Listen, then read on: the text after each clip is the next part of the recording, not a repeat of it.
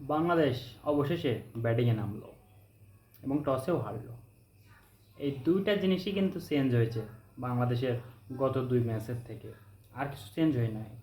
ধারাবাহিকভাবে সেই আমাদের টপ অর্ডার শান্ত, লিটন, তামিম তিনজনই ফ্লপ, এবং তাদের পরে যারা আছে তারাই ধারাবাহিকভাবে কন্টিনিউ খেলে যাচ্ছে এবং সেই খেলাতেই বাংলাদেশ জয় সুবাস পাচ্ছে।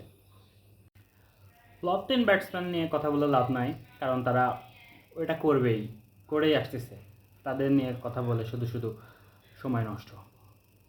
এবং কথা বলতে হয় আমাদের তাহিদ হৃদয় নিয়ে।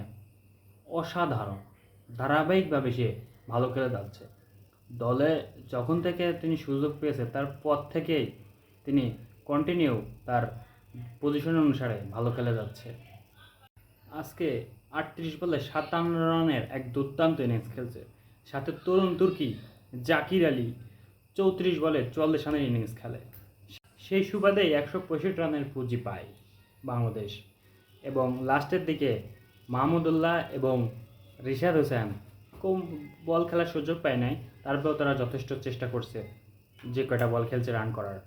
আমাদের কপালটা খুবই ভালো, কারণ আমরা এনআর ডোনাল্ডের মতো একজন কোচ পেয়েছিলাম, যে কিনা আমাদের এমন একটা বোলিং ইউনিট তৈরি করে রেখে গেছে, যার সুবাদে আমরা আজকে আজকে সহ লাস্ট দুইটা ম্যাচ জিতছি। আমাদের বোলিং ইউনিট যদি ভালো না করতো, এই 3টা ম্যাচের একটা ম্যাচও আমরা জিততে পারতাম না, জিম্বাবুয়ের কাছে হারতে হতো।